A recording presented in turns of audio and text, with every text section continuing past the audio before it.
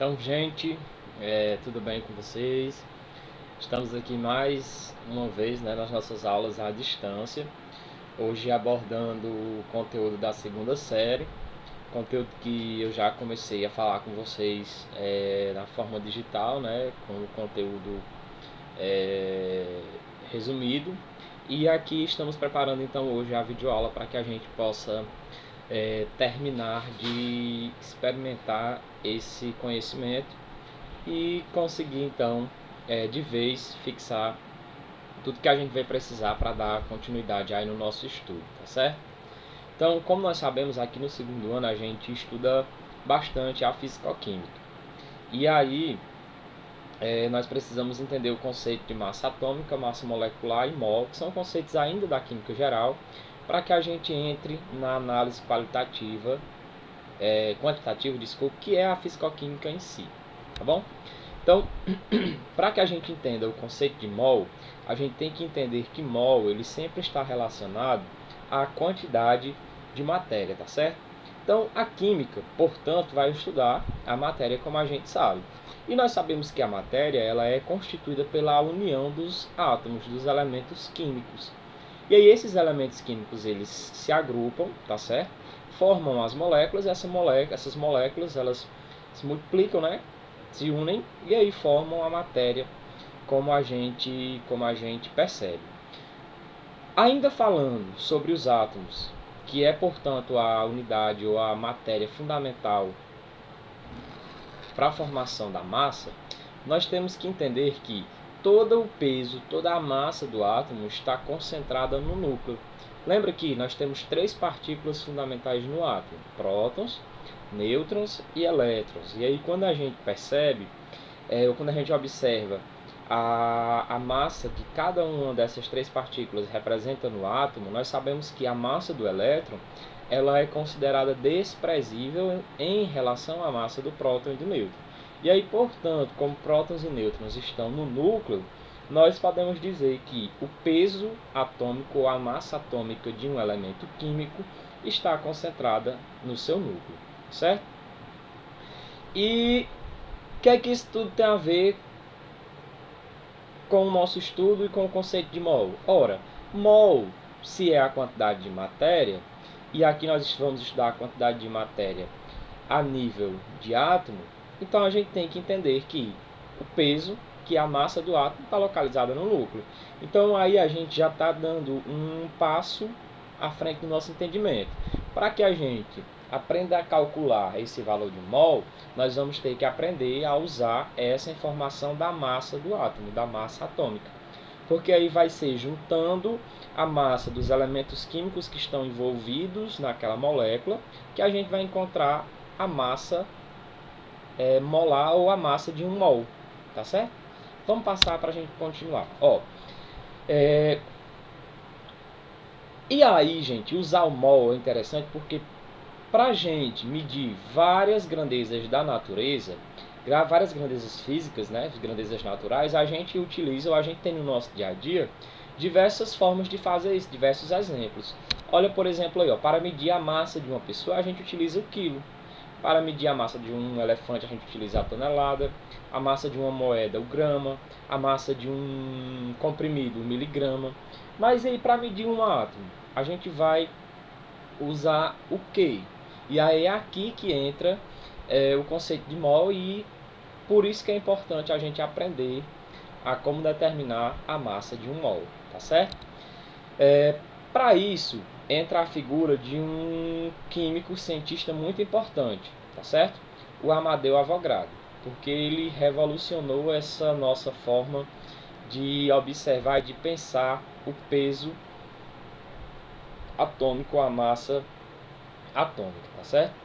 Então, ele comparou elementos químicos, tá certo? Em proporções, substâncias em proporções, até que ele conseguiu determinar um padrão, tá certo?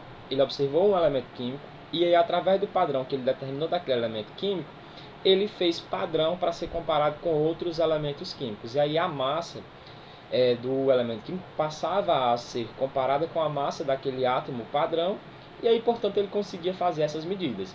É analogicamente falando, é o que acontece com o quilo, por exemplo.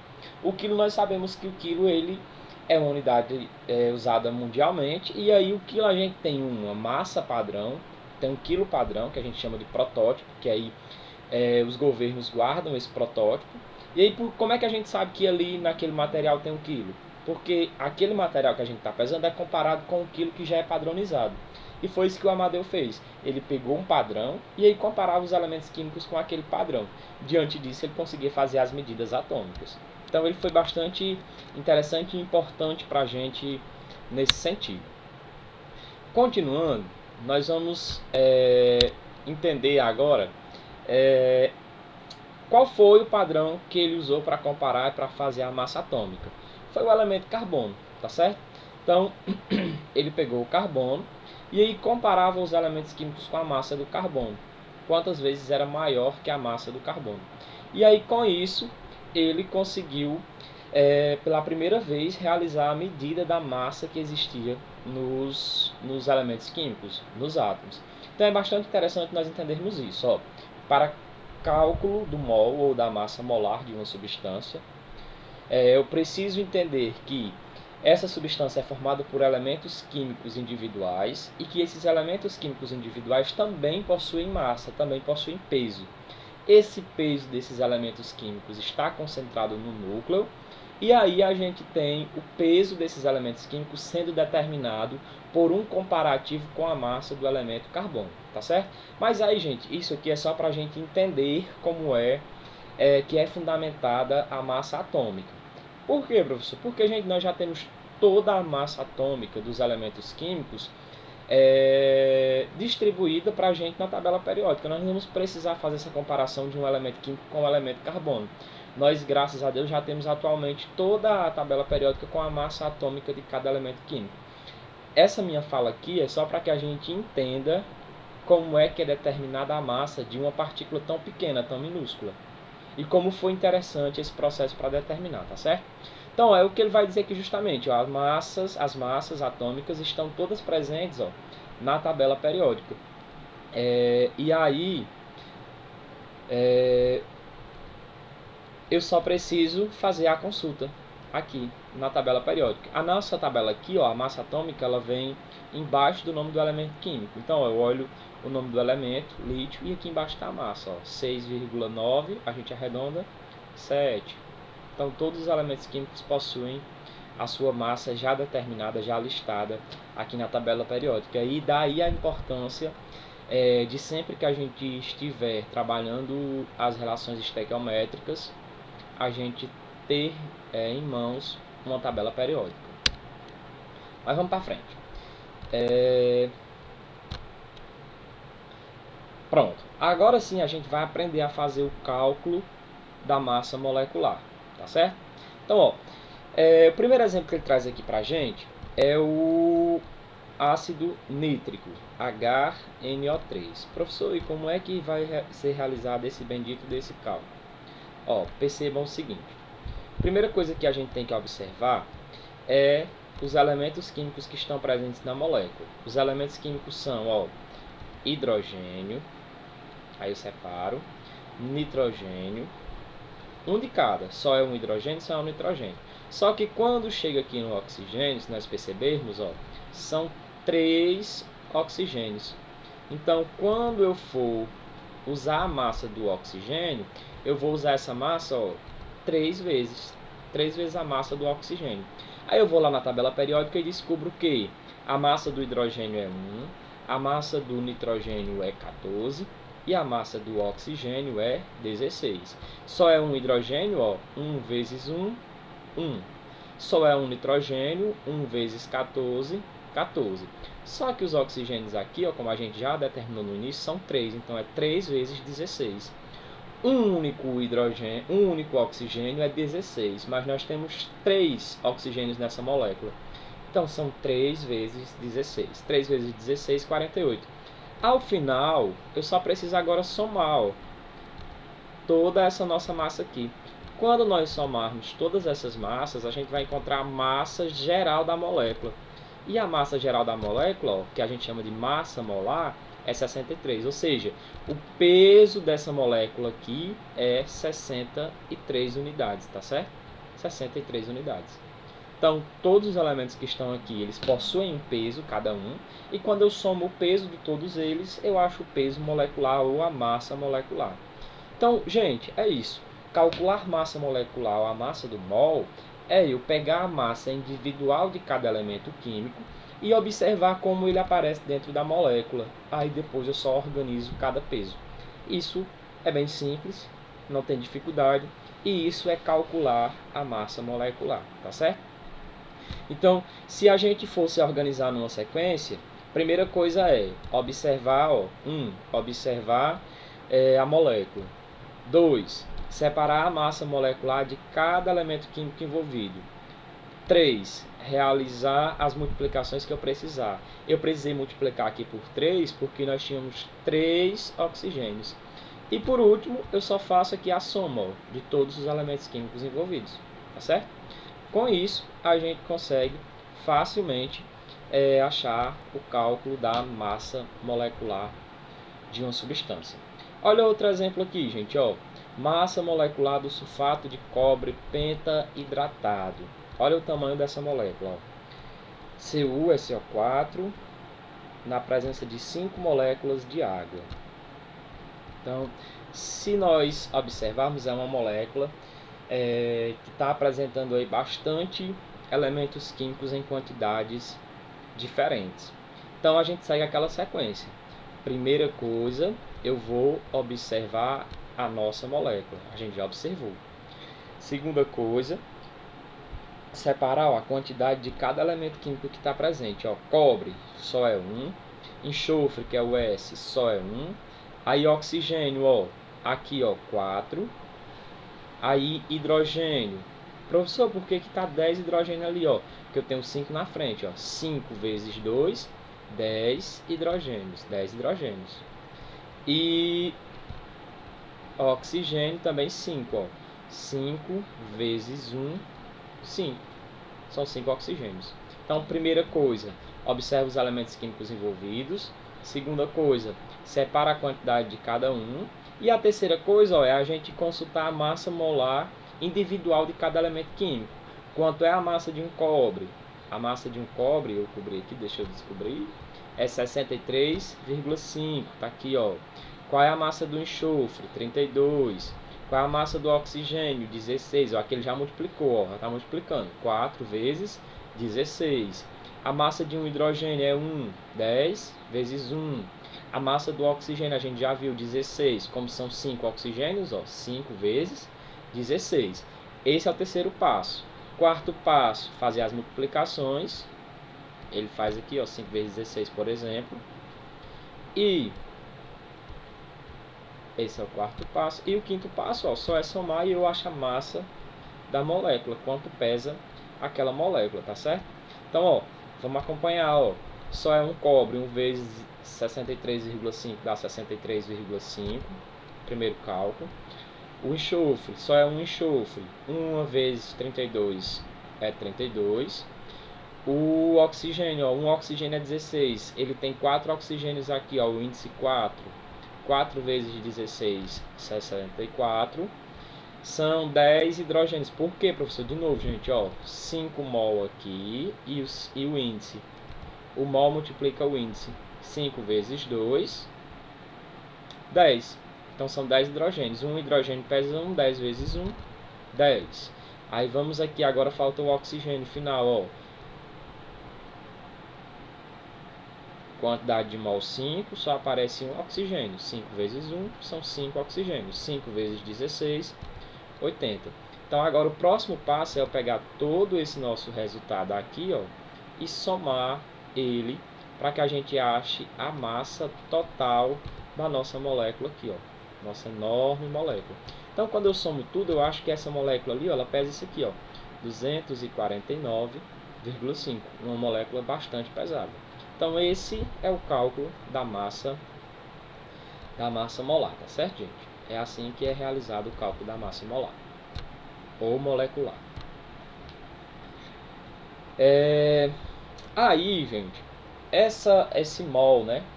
essa massa molecular, ela também é comparada com a unidade que foi desenvolvida pelo Amadeu Avogadro, que a gente chama de constante de Avogadro. Para que serve a constante de Avogadro? Serve para o seguinte, ó, quando desejarmos saber o número de unidades elementares, sejam átomos, moléculas, íons ou elétrons, contidos numa certa quantidade de matéria, a gente sempre vai usar essa constante de Avogadro para 1 mol. Sempre 1 mol vai ter 6 vezes 6,02 vezes 10 a 23 unidades de qualquer coisa. Então, ó, 1 mol são 6 vezes 2 vezes 10 a 23 átomos. 1 mol de molécula são 6 vezes 10, 6,02 vezes 10 a 23 moléculas. E 0,5 mols de íons. Aí é a metade, gente. 1 mol é 6,02. 0,5 mol, metade de 1 mol, a gente sabe, né? Vai ser 6,02 vezes 10 a 23 dividido para 0,5. Vai dar, ou para 2, né? Vai dar 3,01 vezes 10 a 23 íons. E aí, para que serve o mol e essas relações, tá certo? Serve para a gente determinar o número de unidades elementares, como a gente viu agora usando a constante de Avogadro, sejam átomos, moléculas, íons ou elétrons, contidas em qualquer quantidade de matéria. Serve para a gente converter as unidades, massa, grama, volume molar. E serve para a gente também facilitar o cálculo quando a gente estiver fazendo experimentos ou resolvendo questões, tá certo? Então, o mol ele é muito importante na hora da realização das relações estequiométricas, tá certo? Constante de Avogadro a gente já falou. Pronto. Aí, gente, vamos aqui. Como é, professor, que a gente vai usar essa relação da constante de Avogadro aí com mol? Então, olha o que ele pergunta, ó. Qual é o número de átomos contidos numa amostra de 5 mols de sódio? A gente usa uma regra de 3 bem simples. Eu acabei de dizer a vocês o seguinte, ó. 1 mol sempre tem 6,02 vezes 10 a 23 átomos. 5 mols vai ter quanto? Aí a gente faz aqui, ó, em forma de x, tá certo? Ou os meios pelos extremos, como queiram chamar, ó. Esse multiplica esse e esse multiplica esse. Vai ficar 1 vezes x é x. 5 vezes 6,02 vezes 10 a 23 é 30,10 vezes 10 a 23. Aí aqui, gente, a gente usa das relações matemáticas e faz uma passagem aqui da vírgula. Ó, a vírgula anda uma casa para frente, eu aumento um número aqui na nossa potência. Ó. Era 30,10 vezes 10 a 23, passa a ser 3,010 vezes 10 a 24. Ó, aumenta uma casa aqui da nossa potência, tá bom? Aqui é uma regra matemática bem simples. Então, é nesse sentido que a gente vai fazer uso da constante de Avogadro, tá bom? Continuando, a gente pode dar uma simplificada, desculpem, nesse valor da constante de Avogadro, tá certo? É 6,02 vezes 10 a 23, mas a gente pode utilizar o 6 fechado, tá certo? Arredondar para baixo. 6 vezes 10 a 23, tá bom? E aí daqui para frente a gente vai estar trabalhando com esse valor de unidade. 6 vezes 10 a 23, até para facilitar o nosso estudo e o nosso cálculo, tá bom? Aí olha o que ele pergunta aqui, ó, massa molar de um elemento. É a massa correspondente a 6 vezes 10 a 23 mol de átomos, de qualquer elemento químico, sendo numericamente igual à massa atômica, embora a unidade seja grama por mol. Então, ó, o cálcio, a gente sabe que ele tem 40 de massa. Então, a massa molar dele é 40 gramas por mol, ou seja, 1 mol de cálcio tem 40 gramas. E aí a gente sabe, 1 mol sempre vai estar relacionado a esse valor aqui, ó, da constante de Avogadro. 6 vezes 10, 6 vezes 10 a 23, tá certo? Vamos para cá.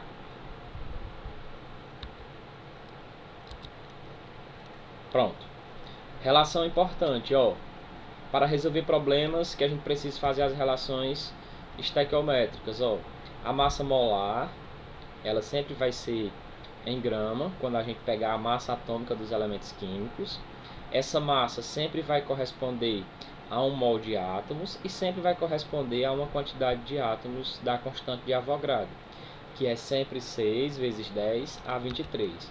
Como é que a gente pode entender isso de uma forma mais simplificada? A quantidade de matéria em mol pode ser expressa em outras grandezas, tais como massa em grama, volume de gases e ainda o número de moléculas. Professor, complicou demais. Vamos facilitar, e aí, gente, esse quadro aqui, esse slide eu acho que é o mais importante para a gente estudar hoje, tá? Então, sempre um mol, que é a quantidade de matéria, ele vai poder ser transformado em outras três grandezas, ou em massa, ou em volume, ou em número de moléculas. Então, o mol, ele sempre vai equivaler a uma massa molar, tá certo? E aí, como é que a gente calcula a massa molar? A gente pega o peso ou a massa de cada elemento químico envolvido na molécula. Eu acho a massa molar. Um mol também vai ter um volume, e esse volume vai ser sempre quanto? Para um mol, sempre o volume vai ser 22,4 litros por mol. Lembrando sempre que isso nas condições normais de temperatura e pressão, a CNTP. E esse mol também, esse 1 mol, sempre vai ter um número de moléculas. E esse número de moléculas é a nossa constante de Avogadro, que para 1 mol sempre é 6 vezes 10 a 23. Então, vamos ver como é que se aplica numa reação química. Conhecendo as massas atômicas, acompanhando aqui comigo, tá? Conhecendo as massas atômicas do nitrogênio, que é 14, e do hidrogênio, que é 1, pode-se interpretar a equação de formação da amônia de várias maneiras. Então, existe a maneira molecular, a maneira quanto ao número de mol, quanto à massa e quanto ao volume, tá certo? Então, vamos lá, a reação química é essa, 1 mol de nitrogênio reagindo com 3 mols de hidrogênio, formando 2 mols da amônia. Professor, esse número de mols aí aparece de onde? Gente, esse número de mol a gente aprendeu no conteúdo anterior, quando a gente estava falando sobre balanceamento de equações, tá certo? Eu só posso trabalhar com uma reação química, com uma equação química, quando eu faço balanceamento. E vamos recapitular ligeirinho o que é balanceamento. Balanceamento é eu fazer com que a reação química, a equação química no caso, ela obedeça à lei ou às leis de conservação e de proporção da matéria e da massa, que é a lei de Lavoisier e a lei de Proust. Ou seja, o que eu uso ou as quantidades dos elementos químicos que eu usar nos meus reagentes, essa negrada tem que aparecer lá nos produtos. É Lavoisier na prática, na natureza, nada se cria, nada se perde. Apenas acontece um processo de transformação. Não existe mágica, existe transformação.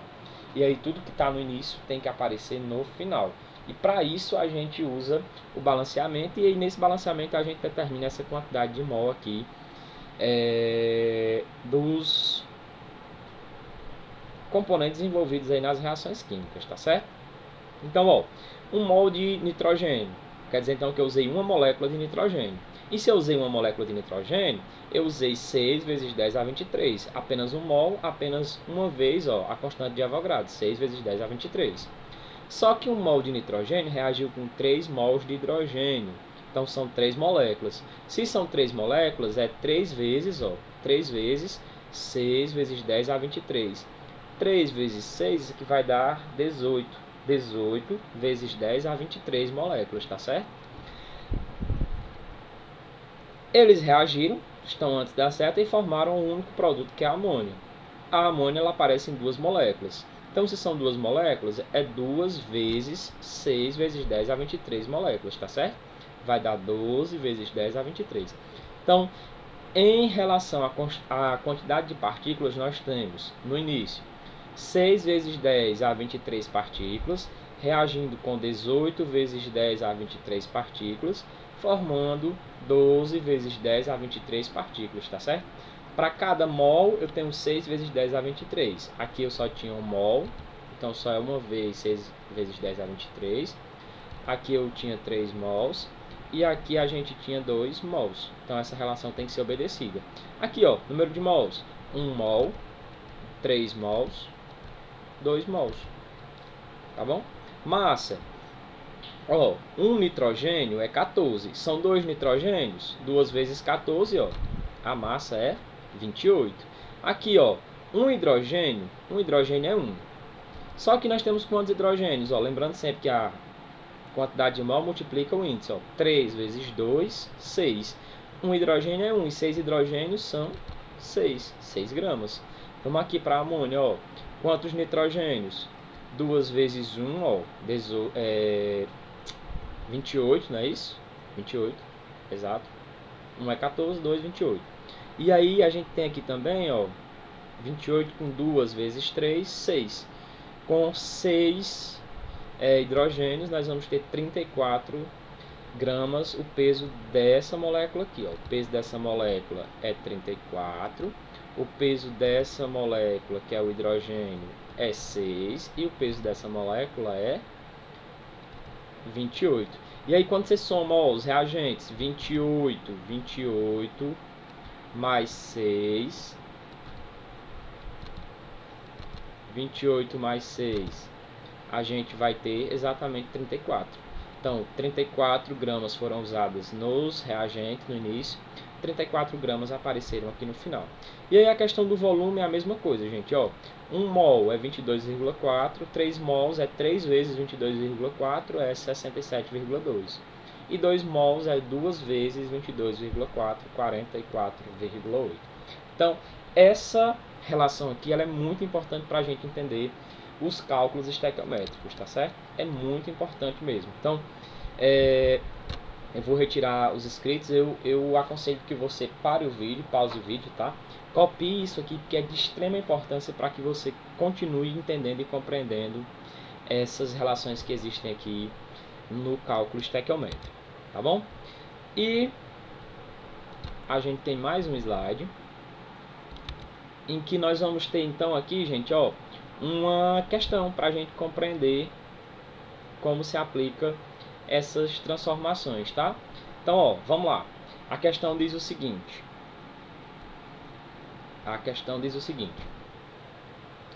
Então, gente, sempre com calma para a gente conseguir resolver um problema, tá? E vocês vão ver que é bastante tranquilo. É só questão da gente organizar os passos da resolução. A questão tem sido anunciado da seguinte forma: a neutralização completa do ácido sulfúrico, ele já traz aí também a fórmula molecular do ácido sulfúrico com hidróxido de sódio, NaOH. Então, por que é uma reação de neutralização, professor? Porque nós temos um ácido e uma base.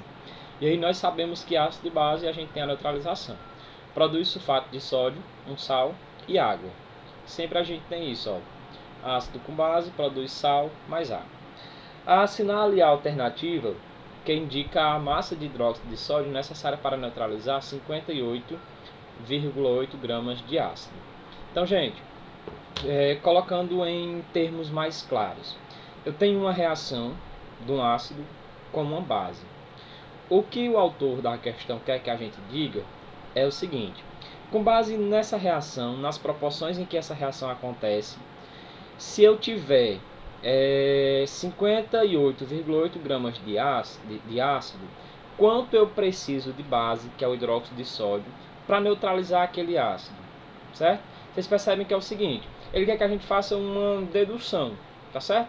Através de um padrão que a gente tem, que é a reação química.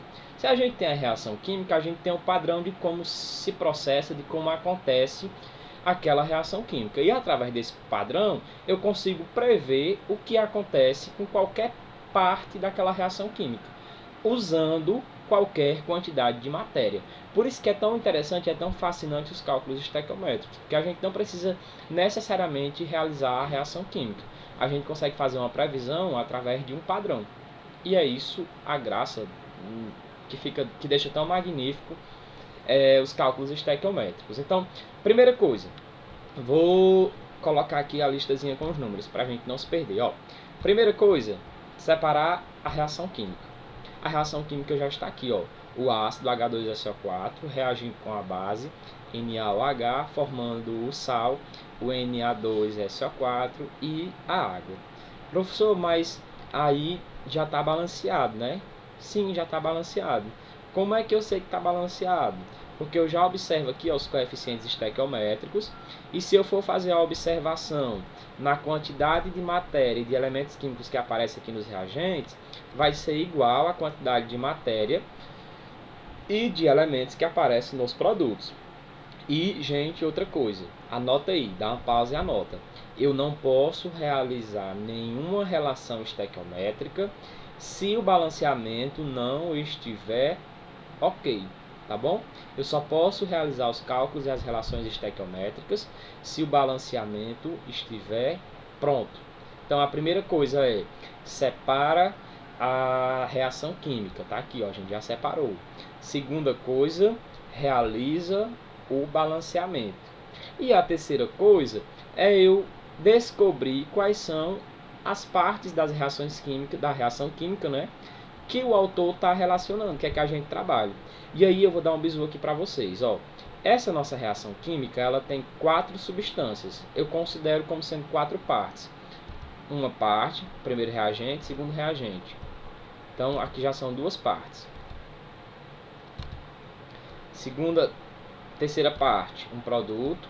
Quarta parte, outro produto. Então são 4 partes. Mais um bisu para vocês, ó.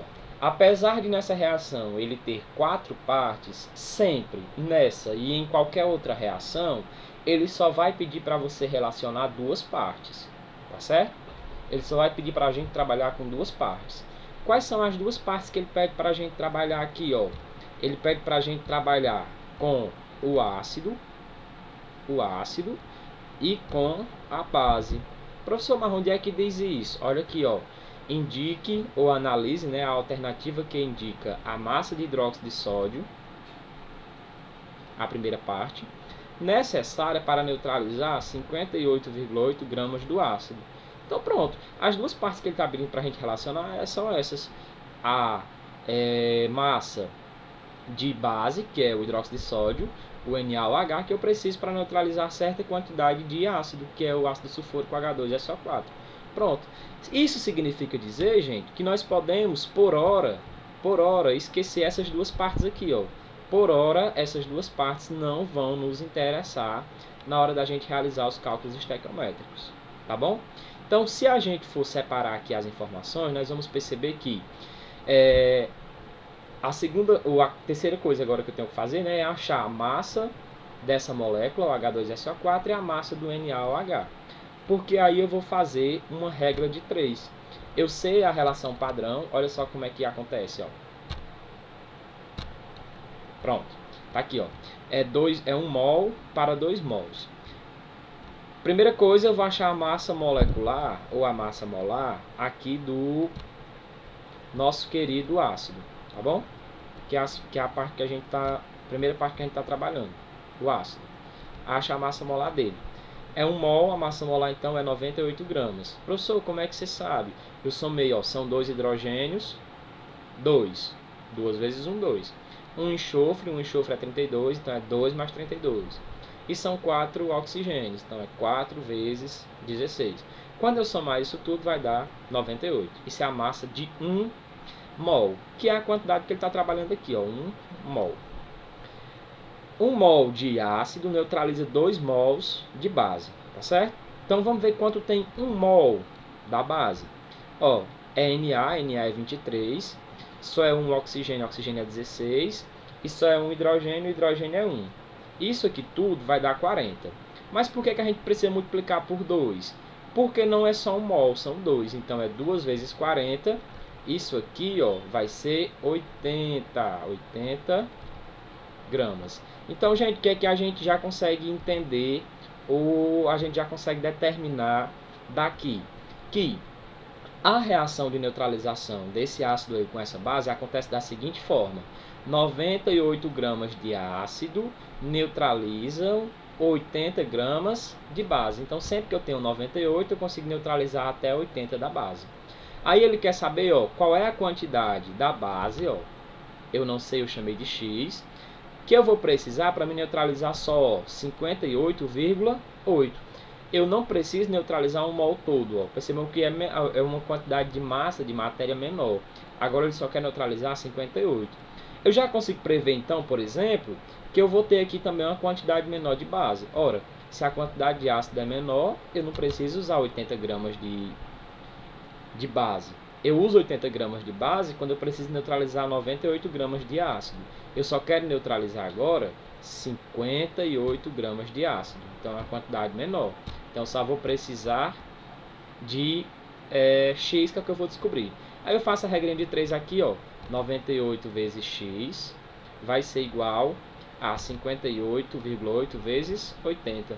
Quando nós fizermos essa continha, nós vamos achar 48 gramas. Então perceba, ó, que é aquilo que eu falei, a quantidade de base aqui vai ser menor, justamente porque a quantidade de ácido que a gente usou também é menor. Então, gente, assistiu o vídeo uma vez, não conseguiu ainda pegar a coisa, eu recomendo. Tira mais um tempinho, assiste de novo. Na segunda vez você vai conseguir entender. Copia também esse exercício, é muito interessante. Copia aquele gráfico anterior que eu também pedi para vocês copiarem. Eu vou até voltar aqui no gráfico para vocês verem o resumozinho aqui, ó, que é muito importante esse resumo. Ele facilita muito a nossa vida, ó, esse. Copia essa tela que ela é muito interessante, tá certo? E aí a gente já sabe, qualquer dúvida, tá bom? Vocês podem entrar em contato comigo que a gente tá aqui para esclarecer, tá certo? E por hoje é só, tá? Um grande beijo, um grande abraço. Tchau, tchau, negrado.